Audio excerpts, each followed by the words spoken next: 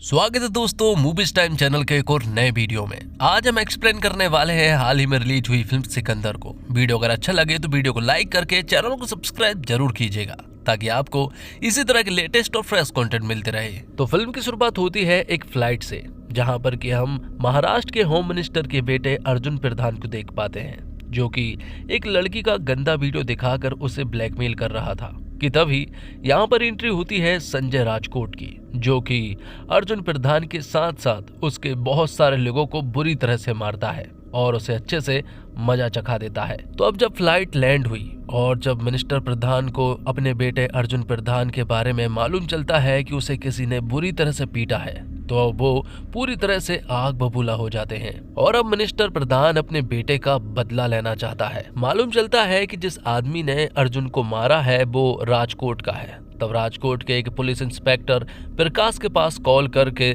उसे तुरंत ही उस आदमी के घर पर भेजा जाता है। लेकिन प्रकाश जब वहां पहुंचा तो उसने देखा कि ये तो एक बहुत ही बड़ी हवेली है। उसे ऐसा लगता है कि शायद इस हवेली में वो काम करता होगा, लेकिन फिर उसे बताया गया कि ये हवेली दरअसल में संजय राजकोट की है। जब वो अंदर घुसे तो उनकी मुलाकात होती है संजय राजकोट की पत्नी साइश्री राजकोट से, और वो बताती है कि हम भी संजय जी से बहुत ज्यादा परेशान हो गए हैं, आप ही उन्हें कुछ समझाओ। और तो और जब उन्हें मालूम चला कि आप उनसे मिलने के लिए आ रहे हैं तो वो खुद ही पुलिस स्टेशन चले गए हैं। और जाते समय आप एक काम कीजिएगा कि आप ना हमारी कार लेकर जाइएगा, क्योंकि शायद आप अपनी कार से जा नहीं पाएंगे।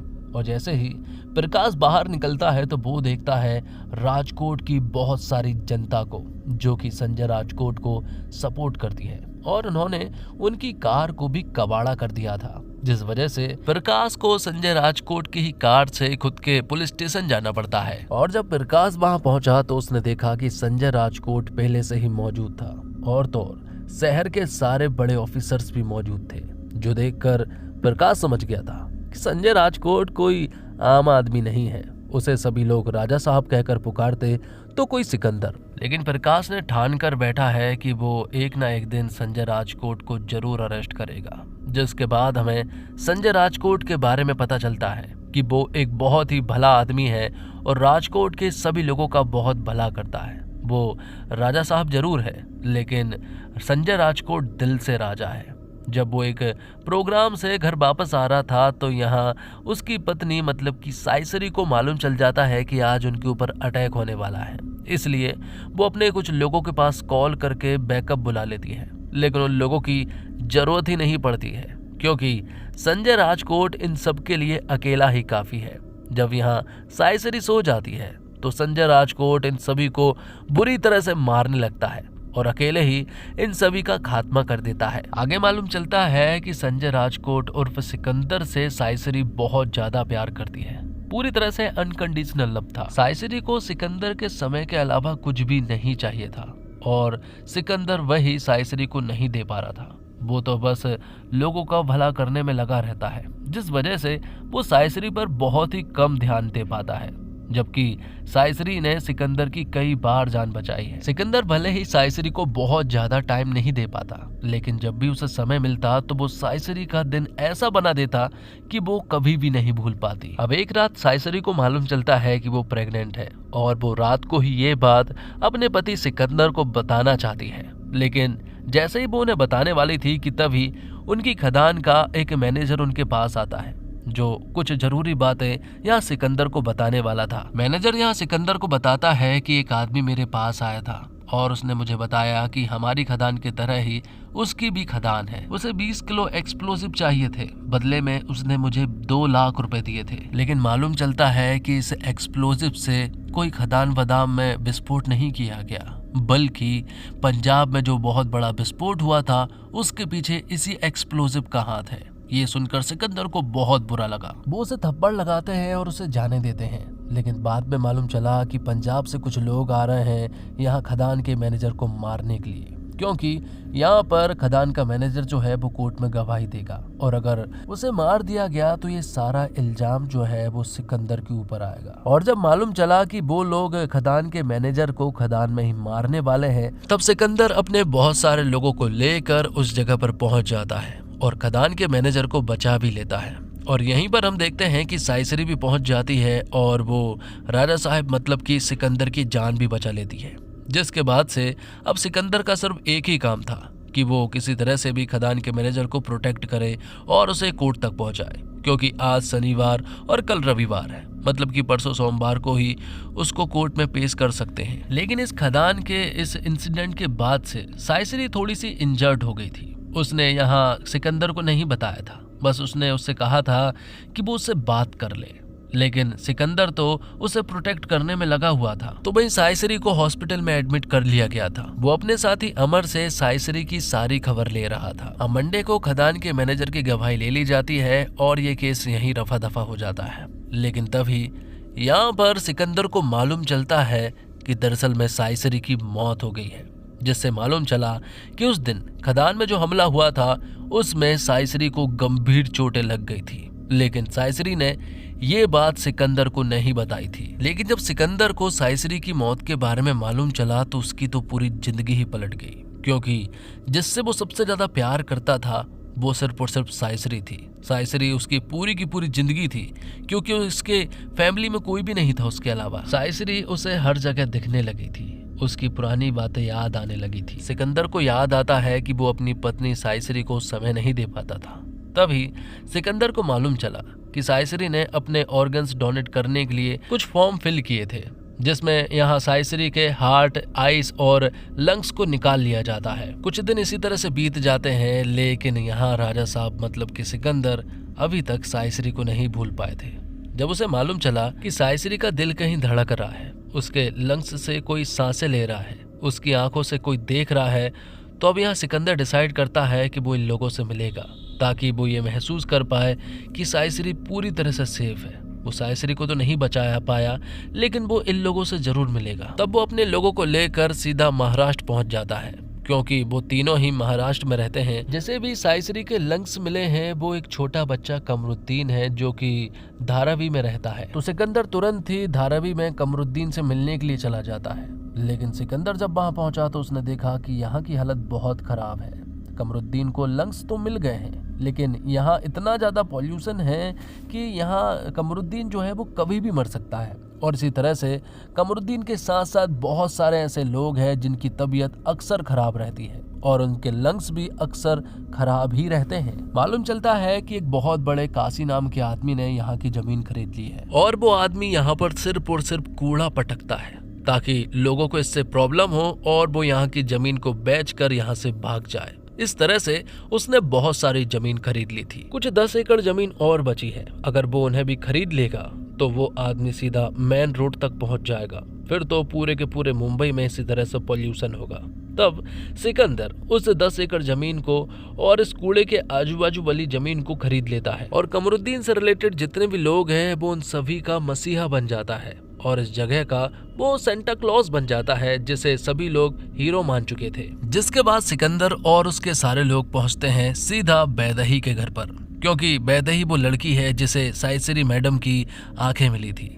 जब वो उसके घर पहुंचे तो मालूम चला कि यहाँ बैदही के घर का माहौल काफी अलग है और वो यहाँ घुट घुट कर रहती है। उसका पति भी उसे सपोर्ट नहीं करता है और उसके ससुर जी जो है वो छोटी सोच वाले हैं, जिस वजह से बैदही को फ्रीडम नहीं मिल पाती। बैदही को आंखें मिल जाने के बाद भी वो लोग यहाँ बैदही को सपोर्ट नहीं करते। जिसके बाद हमें निशा नाम की लड़की के बारे में बताया जाता है और साइसरी का हार्ट जो है वो निशा को ही मिला है।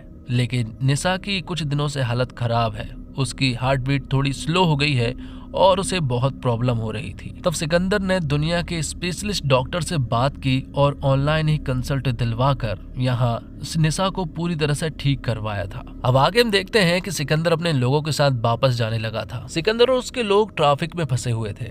वो देखते हैं कि मिनिस्टर प्रधान की रैली चल रही है और जब मिनिस्टर प्रधान के लोग यहाँ सिकंदर को देखते हैं तो मिनिस्टर प्रधान अपने बेटे को यहाँ सिकंदर के पीछे छोड़ देता है। अर्जुन अपने बहुत सारे लोगों को लेकर सिकंदर के पीछे जाता है और उसे मारने की खूब कोशिश करता है, लेकिन बदले में यहाँ एक एक्सीडेंट हो जाता है और मिनिस्टर प्रधान का बेटा अर्जुन ही मारा जाता है। ये देखकर तो मिनिस्टर प्रधान बौखला जाता है। अब वो कुछ नहीं सोच रहा था, उसे बस अपने बेटे का बदला लेना है, चाहे कुछ भी हो जाए। सबसे पहले तो मिनिस्टर प्रधान पता करता है कि आखिर सिकंदर यहाँ पर आया क्यों था। इसलिए वो उसके पास कॉल करता है और उससे बात करता है और उसे बताता है कि तूने मेरी बेटी की जान ली है, तो अब तेरी मौत भी एकदम तय है। तू यहाँ पर अपने पत्नी के ऑर्गन्स देखने के लिए आया था, लेकिन जिन लोगों को भी तेरी पत्नी के ऑर्गन्स मिले हैं ना, मैं उन सभी को मार डालूंगा। लेकिन यहाँ पर सिकंदर ने डिसाइड कर लिया था कि अब वो यहीं पर रुकने वाला है। वैसे तो वो वापस राजकोट जा रहा था, लेकिन अब वो मुंबई में ही रहकर इन सभी को प्रोटेक्ट करेगा और तो और वो मंत्री जी को भी देख लेगा। सबसे पहले तो सिकंदर हॉस्पिटल से डेटा डिलीट करवाता है ताकि यहाँ मंत्री जी को वैदेही, कमरुद्दीन और निशा के बारे में पता ना चले। जिसके बाद वो वापस यहाँ धारावी पहुंचता है। वहां उसने देखा कि कुछ गुंडे जो है वो फिर से पॉल्यूशन फैलाने लगे थे। तब वो इन लोगों से फाइट करता है और इन सभी को बुरी तरह से मारता है। तो वही मंत्री जी को ये बात मालूम चल चुकी थी कि सिकंदर यहाँ पर ऑर्गन्स को देखने के लिए आया था, लेकिन उसने डेटा जो है वो डिलीट करवा दिया है। लेकिन वो पता कर रहेगा कि आखिर किन लोगों को साइसरी के ऑर्गन्स मिले हैं। जिसके बाद सिकंदर वापस वैदेही के घर पर जाता है। उसे मालूम चला कि वैदेही बहुत ज्यादा खतरे में है। उसने फांसी लगाने की भी कोशिश की है क्योंकि उसके ससुर जी जो है वो बहुत ही ज्यादा खराब हैं। इसलिए वो उन्हें बहुत ज्यादा समझा कर आता है। हालांकि वो छोटी सोच वाले जरूर हैं, लेकिन सिकंदर काफी कोशिश करता है। उसने अपनी पहचान को भी उन्हें नहीं बताया था। दूसरी तरफ मंत्री जी को यहाँ सिकंदर के खदान के मैनेजर के बारे में मालूम चल जाता है। वो उसका झूठा कन्फेशन रिकॉर्ड करवा लेते हैं कि पंजाब का जो ब्लास्ट हुआ था उन सब में सिकंदर का हाथ है और बाद में मंत्री उसे मार डालता है। इस तरह से मिनिस्टर प्रधान ने यहाँ पर सिकंदर को फंसा दिया था और उसे महाराष्ट्र पुलिस की वांटेड लिस्ट में डाल दिया था। सारी महाराष्ट्र पुलिस अब यहाँ पर सिकंदर को ढूंढने लगी थी। जिसके बाद सिकंदर को मालूम चलता है निशा के बारे में कि निशा का एक सीरियस रिलेशनशिप रह चुका है जिसमें उसका बॉयफ्रेंड उसे छोड़कर जा चुका था, जिस वजह से ही यहाँ निशा को हार्ट की प्रॉब्लम होने लगी थी। तो अब सिकंदर को निशा के एक्स बॉयफ्रेंड को भी मजा चखाना था, इसलिए वो जिम में पहुंचा जहां पर कि उसका एक्स बॉयफ्रेंड का चाचा जी भी मौजूद था जो कि पुलिस वाला है। वो यहाँ पर चाचा भतीजे को बुरी तरह से मारता है। जिसके बाद सिकंदर वापस धारावी जाता है। उसे मालूम चला कि यहाँ पर पॉल्यूशन हद से ज्यादा बढ़ने लगा है। भले ही यहाँ की आजू बाजू वाली जमीन खरीद ली हो, लेकिन जो जमीन उस काशी की है वहां पर बहुत ज्यादा पॉल्यूशन हो रहा था, जिस वजह से वो काशी के पास पहुंचा। वहां उसने उसकी बिल्डिंग में बहुत सारे एक्सप्लोसिव फिट किए और उससे वो सारी जमीन खरीद ली ताकि वहां अब कोई पॉल्यूशन ना हो सके। जिसके बाद हमें बताया जाता है कि पूरे मुंबई में सिकंदर के वांटेड वाले पोस्टर लग चुके थे। पुलिस यहाँ सिकंदर को ढूंढ रही थी और वैदेही के घर पर भी अब यहाँ सिकंदर के बारे में बातें होने लगती है कि वो एक वांटेड है जो कि हमारे घर पर डॉक्टर बनकर आया था। वैदेही के घर वालों को बहुत ज्यादा बुरा लग रहा था। दूसरी तरफ हम कमरुद्दीन को देखते हैं जिसकी हालत बिगड़ने लगी थी, इसलिए उसे तुरंत ही हॉस्पिटल ले जाया जाता है। और भी बहुत सारे लोगों की हालत खराब थी, इसलिए धारावी के सभी लोगों को हॉस्पिटल ले जाया जाता है। और यहाँ मिनिस्टर प्रधान को मालूम चल गया था कि दरअसल में साइसरी के ऑर्गन्स किसे मिले हैं, इसलिए अब वो पुलिस वालों और सारे के सारे गुंडों को इनके पीछे छोड़ देता है कि चाहे कुछ हो जाए इनको मारना बहुत जरूरी है। वहाँ धारावी में सबकी हालत बहुत खराब थी, इसलिए सिकंदर उन सभी की हेल्प कर रहा था। लेकिन दूसरी तरफ यहाँ पर वैदेही के घर पर मिनिस्टर प्रधान के लोग पहुंच चुके थे। लेकिन इससे पहले कि वो उसके घर तक पहुंच पाते, यहाँ पर वैदेही और उसकी पूरी फैमिली जो है वो सेंट्रल हॉस्पिटल पहुंच जाते हैं, जहां पर कि सिकंदर के सभी लोग गए हुए थे। और तो और उन्हें सिकंदर की असलियत के बारे में भी मालूम चल गया था कि साइसरी के ऑर्गन्स इन सभी के पास है और वो राजकोट का एक राजा है और वो इन सभी की मदद कर रहा है। तो यहाँ पर वैदेही की फैमिली और निशा की फैमिली हॉस्पिटल पहुंच जाते हैं, जहां पर कि हमारा कमरुद्दीन भी एडमिट था। लेकिन तभी यहाँ पर मिनिस्टर प्रधान के लोग पहुंच जाते हैं और अब वो किसी भी तरह से इन सभी को खत्म करना चाहता था। लेकिन यहाँ पर सिकंदर के साथ साथ बहुत सारे लोग ऐसे भी थे जो कि इन सभी को प्रोटेक्ट करेंगे। तब सिकंदर इन सभी लोगों से फाइट करता है और इन लोगों को बुरी तरह से मारता है। सिकंदर ने सभी को बचा तो लिया था, लेकिन उसे मालूम है कि इन सब के पीछे एक जड़ है और उसे उखाड़ना बहुत जरूरी है। वो था मिनिस्टर प्रधान। तब यहाँ पर सिकंदर मिनिस्टर प्रधान के पास गया और उसे बुरी तरह से मारा। तो दोस्तों, सलमान खान पूरी फिल्म में अलग थलग और उदासीन दिखे। अपनी पत्नी की अचानक मौत से जूझ रहे पति की भूमिका में उनके अभिनय में वह भावनात्मक प्रभाव नहीं था जो उन्हें चाहिए था। हैरानी की बात यह है कि एक्शन सीक्वेंस के दौरान भी वह अपने सामान्य रूप में नहीं थे। रानी और प्यारी पत्नी की भूमिका में रश्मिका मंदाना ने अच्छा काम किया है, लेकिन जब भी वे साथ नजर आई उनके और सलमान के बीच केमिस्ट्री की कमी साफ झलक रही थी। काजल अग्रवाल और विजय और इटली की बिगल में बरसा बोलम्मा की भूमिका जैसी भूमिका मिली है और उन्होंने अपनी भूमिका में अच्छा प्रदर्शन किया है। और सत्यराज को खराब तरीके से लिखे गए खलनायक की भूमिका में बर्बाद कर दिया गया है। और अमर की भूमिका में सरमन जोशी को भी एक बिगड़ेल मंत्री के बेटे के रूप में प्रतीक बब्बर ने ठीक ठाक काम किया। मुंबई में टैक्सी ड्राइवर की भूमिका में जतिन सरना फिल्म के एकमात्र ऐसे अभिनेता है जो अपनी कॉमिक टाइमिंग के साथ कुछ दृश्यों में दर्शकों को अच्छी तरह से बांधे रखने में कामयाब रहे। और प्रीतम द्वारा रचित गाने भूलने लायक नहीं हैं। फिल्म में एक भी गाना आकर्षक नहीं है। सलमान खान और रश्मिका मंदाना के बीच केमिस्ट्री की कमी ने गानों को ऑन स्क्रीन बेमेल बना दिया। संतोष नारायण द्वारा रचित बैकग्राउंड स्कोर भी उतना ही खराब है। उनका स्कोर पूरी फिल्म की कार्रवाई के साथ ठीक से तालमेल नहीं बिठा पाया। फिल्म के नतीजे चाहे जो भी हो, सिनेमेटोग्राफर थ्रोना बुकारासु का काम हमेशा बेहतरीन होता है, लेकिन सिकंदर में उनका काम भी थोड़ा खराब है। विवेक हडसन की एडिटिंग ठीक ठाक थी। इतनी खराब तरीके से बनी फिल्म में कुछ नहीं कर सकते। NGI प्राइवेट लिमिटेड और सलमान खान फिल्म्स की प्रोडक्शन वैल्यू ठीक ठाक थी। तो इस फिल्म को मैं दूंगा 5 में से 2.5 स्टार। आप इस फिल्म को कितने स्टार देना चाहेंगे जरूर बताइएगा। आपको इस फिल्म में क्या अच्छा लगा, क्या खराब लिखा, कमेंट बॉक्स में जरूर बताइएगा। इस फिल्म से सलमान खान से बहुत उम्मीदें थी कि ये फिल्म शायद ब्लॉकबस्टर होगी, क्योंकि इसके पीछे डायरेक्टर जो है वो AR मुरुगदास थे, लेकिन इसने पूरी तरह से डिसअपॉइंट किया है।